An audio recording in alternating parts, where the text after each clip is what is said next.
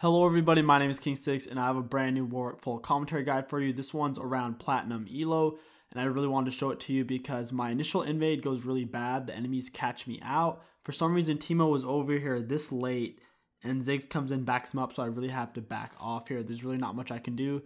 I have to go to my blue buff. I way overstay, still being greedy and trying to get the red. Zig blocks my way and laser ward. At this point Jarvan does get a leash from his bot lane and he sees what I'm doing, so he's just going to go to my red buff, and I figure he will. First, he's going to gank my bot lane. For some reason, my bot lane was trying to contest them, even though we knew J4 started blue. As I'm doing my blue buff, I see J4 running to my red. I tell my mid laner. My mid laner goes to try to stop him, and he actually is doing a really good job getting off lots of damage. I'm going to do my best to try to come and help. I'm only level 2, but I figure I can take some damage and block Ziggs like this. Hit the creep, but he keeps auto-attacking me really well. I blow my flash, which really sucks. Luckily, we do end up getting the kill on J4. Trundle brings it in with a great teleport. And in this instance, my team really did help me out quite a lot. Corki gets a double kill, great teleport on Trundle. And now I know J4's red is still up since he started blue and went to my red. So now I'm going to go take it and bring myself back in the game. I'll nearly be level 3 after I finish it. And after I do, I'll just have to do like a scuttle crab and I will be level 3. I'm keeping close eyes on his death timer, so I know he'll be over here pretty soon. That's why I initially smite it to get faster attack speed with my W, because once it's below half health, I'll get even more attack speed and clear it even quicker. I'm going to come over here, blow the plant, work my way to the scuttle, and now I'm going to go ahead, get level 3, and then I can focus on some ganks. The most important thing you can do when you're behind as a jungler is to try to farm and get to a point where you can gank the weakest enemy laner, which is what I'm trying to do right now. On Warwick, it's very difficult to gank until you're level 3 because you just don't have the CC and overall damage that you need. Teemo's pushing up really hard with a fat wave and he didn't even ward. I'm going to come up behind him and bust a big old nut. Activate my W since I'm already behind him, just chase him down. I go auto attack him first, then Q through, have Eon, and it goes off. I accidentally canceled my auto and just Q'd through first, which was a pretty big mistake on my part, but I really didn't want him to get away. We do get the kill on him. I saw Jarvan walked up over here, so I'm just going to linger, wait for him to jump over the wall so I can turn on him. Good thing Trundle went to chase him down and blew the plant, which is really smart of Trundle. He's going to try to do his best to block him off. I'm just going to wait, and then I'm going to Q through with my Eon, keep auto attacking him constantly with the red buff, and finish him off that way. Once you have red buff on Warwick, securing kills is extremely easy, which is why on Warwick you want to gank once you're level 3, that way you have your fear. I wanted to take this camp and then gank Teemo again, but he figured I was going to pull something sneaky, so he came down that way, saw me, and it blew up my gank and messed up my camp. Otherwise I would have gotten a free camp and killed him again. So very unfortunate.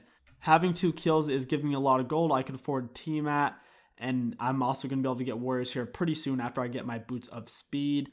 My mid laner is doing a great job. I see J4 near bot lane, so I'm going to come over here into his jungle and blow it up. Now I see J4 mid. I'm going to linger on the outside, wait till he goes in. Now I activate my W, chase him down, activate E, Q through him back, and now he is dead meat. Just continue to auto him, and he's a goner. I'm going to stay to push out this wave a little bit, help my mid laner. That way he can recall and not have to worry about those minions, because we're trying to deny the enemy mid laner as much gold as possible. Since I'm already in the area, I'll just go ahead and take scuttle before I back. And it's always good to fear it first and then attack it, because that way you'll do more damage. So I like to auto attack, leave my fear on, activate it, auto attack Q. Make sure you get off your Q before it becomes unfeared for maximum damage. Here, enemy bot lane is just playing way too aggressive. I saw it, activate W once I get fairly close, ult onto the Bard, Q through him, auto attack, hit the Jinx, but she has too much health and I was on the turret, so I'm just going to walk out. I really want to dive her though. It's going to be kind of tricky since we're getting lower and lower on health and she keeps poking us down. I need Karma or somebody to take the first turret hit. Karma does. She should have taken one more in reality. She could have taken 1 or 2 more. Caitlyn ends up getting the aggro, unfortunately, and she does go down. It was kind of bad on Karma's part since she did shield herself and didn't take the proper amount. It got Caitlyn killed. I mean, it's just a little bit of a misplay, but overall, if Karma would have taken 1 or 2 more turret shots, we would have been fine there. I am glad we did get the kill on Jinx. That could have gone way worse than it did. Whenever there's a fight going on, you want to try to keep your eyes out with your blood scent. Here I see Teemo's trying to recall in the bush, so I'm pinging it and telling my mid laner like crazy. He's going to go into the bush now and end up finding him, getting kind of lucky, but Teemo's going to panic here. Right when he sees me, he's like, oh shit, and he's just going to start running. I mean, it's not really going to save him. He knew he was dead. He was just hoping for the best. It's honestly a really scary feeling when you're low on health and there's a Warwick coming to chase you down. There's very little you can do unless you have a turret or teammates to hide behind. Herald is up and I'm already in the area. I'm just going to go ahead and take it. Now that I have Herald, I'm going to go ahead, go mid, take these Raptors. If J4 comes out, Corki could help me. And now I'm going to lay the Herald over the wall just by walking up as close as I can and activating the Herald because I want to try to get this turret. I told my mid laner we should dive, which is bad on my part. J4 has too much health. He gets a great knock up on my mid laner. I end up having to flash out because there's nothing I could really do at that point. Very unfortunate. If he didn't land that knock up on my mid laner, we probably could have killed him because I would have auto attack Q'd, feared, then ulted. I get a great snipe off onto him, auto attack Q through with Eon, auto attack team at auto attack. Very simple kill. Remember, whenever someone's running away from you, as long as they are slowed or you're moving much quicker than them on Warwick, you can auto attack and then Q them because your Q does have more range than your auto attack. So right as they're getting out of range of your next auto attack, you just Q. Here I got up to the wall, activated W, waiting for Bard. He went the other way, so I just ended up chasing him down anyways. Auto attack Q through him with Eon, feared him back. Karma gets off a good snare, and we pick up an easy kill. I'm already in the area, plus Bard's dead, so I'm just going to stay counter jungle and get my jungler a blue buff. The main thing you need to understand as a jungler is after you get a kill, assuming you're not about to die or low on health, especially if you're ahead, you should stay in the area and take the enemy jungle camps and apply more pressure. If you just go back and mindlessly farm your own jungle, you're wasting your advantage. So I'm in the area over here, helping out my team. I'm going to go into J4's jungle. He can't solo me. Even if there's two of them, they can't really fight me. I'm going to turn on to him. I use my Q too early, unfortunately. He ends up getting away. I ult onto Teemo. He uses his flash and gets away. Not too big of a deal. I'll trade ultimate for flash any day. And they do get away. However, I get red buff. I'm going to turn on to Jinx here. Try to Q through J4 to get to her. He knocks me up though. I get off the fear on a Jinx just with the tip of it. Q auto attack, finish her off, turn on to the J4, pick up another kill. I'm extremely fed at this point, and I'm looking to snowball this as much as possible, so I'm going to take more of his camps. If you look at my own jungle, every single camp in my own jungle is up right now. I'm just trying to apply as much pressure as possible and put J4 as behind as much as possible. And take dragons whenever they're up as well. Enemies are engaging on my team, so I'm going to come try to back them up to get them out. There's really not much I can do. We just really need to leave this bad situation. It's a bit of an overstay. The enemies are under turret, and there's just, honestly, since we're kind of low on health, we just need to back off sooner. Teammates linger. Caitlyn dies. She dies a lot this game. She just overstays. Karma does that a little bit too as well. Ziggs kind of, I didn't go on him initially because I wasn't sure what he was doing. So I feared auto attack, then ulted him. I figured his teammates were there, which is why I was hesitant to go on him in the first place.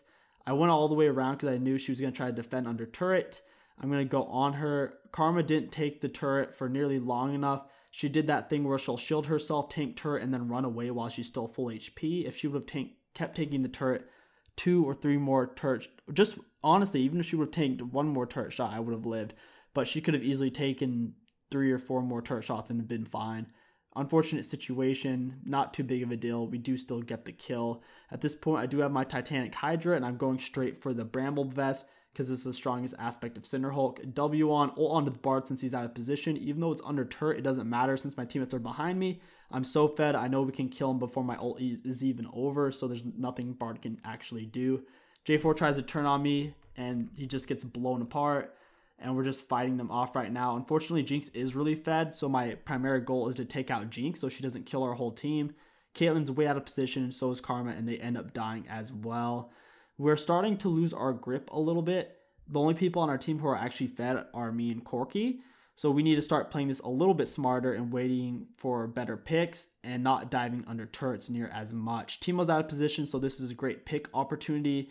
Now that we kill him, we can wait for Corki to respawn and then fight 5v4. And we can also set up Baron right now. Mid inhibitor is down, so we could easily push other lanes or set up Baron without much resistance. I'm going to start on Baron even though J4 is alive. You might say, well, you don't want to smite fight that. Well, I'm 3 levels higher than him, so I'm not too scared of a smite fight. I win the smite fight. Teemo tries to come to help. He wastes his teleport, I believe, and we kill him as well. Now it is 5v3. We can just push down lanes. Corki's by himself. He goes too deep. He does get 2 kills, but he is one of the most important people on our team right now. If Corki would have lived, we definitely could have ended the game with his damage, but we just have to solve for taking inhibitors and backing off. At this point, we should have all just left. For some reason, Karma and Trundle decided that they were the 2 strongest people on our team, and they stay. I come to try to help them foolishly. I die. Trundle dies and Karma nearly dies, and now we're letting them catch a little bit back more into the game. Since we do have 2 of their inhibitors, they can't really get any map pressure off of it. But trading gold whenever you're ahead is a bad thing because it lets the enemies back into the game. It dilutes your gold lead by a whole lot. Right now, we just need to group up, focus on taking inhibitors. Unfortunately, Caitlyn does get caught out. Team morale is starting to go down quite a bit, so we just have to try to stay positive. And then I tell Karma I wasn't very nice to her because she was trying to surrender, and I didn't really like that because this game was really important because I'm trying to have a 100% win rate on this account. So just ignore what I said to her and just know that she was being a little puss. Anyways, trying to wrap up this game, we just have to fight as 5, get a good pick, or not dive under turret, and we'll win since we are so far ahead. Now we're waiting for Corki. Jinx is out of position. I know I can solo her. I would have saved ultimate. The problem with that is since she does have red buff, if I would have just kept running at her, I would have taken too much damage. So I tried to get lucky. I did. Landed ult. Blow both their summers. We take her down. Even though Caitlyn and Karma are both dead, they're not nearly half as important as their enemy Jinx is. She's the most fed person on the team. Me and Corki can move up together. He can be my new ADC. And we'll blow them apart. Like you can see, we just destroyed Jarvan. Ziggs, for some reason, tries to contest us. I'm going to run up with my extra movement speed, Q through him, pick up an easy kill. And at this point, the game is ultimately over. And that's how you carry as Warwick when you're behind. You basically need a little help from your team. If you do get behind on Warwick and your teammates also lose, you've basically lost the game. So just know that if you lose early game as Warwick and your teammates also lose early game, the only thing you can try to do is get level 6 and then gank. Hopefully your teammates will try to help you like they helped me, and then you can get yourself back into the game. Another thing I'm really finding, especially after this preseason, or at least in this preseason, is that Warwick after the 30-minute mark falls off remarkably. Like he did used to fall off 30-minute mark as well, but now leading up to the 30 minutes, so around the 27 and up, you can start to feel him fall off really hard. So that's something to keep in mind. Try to close out your games. Don't overstay. Try not to play for kills. Really play for the objectives, turrets, inhibitors. And if you don't chase someone halfway across around the map, it's not going to be worth your time. And that is it. That's going to wrap up this video. If you did enjoy it and you want to support this channel, don't forget to like, comment, and subscribe. It does help me out immensely. My name is KingStix. Thank you all so much for watching, and I'll catch you guys next time.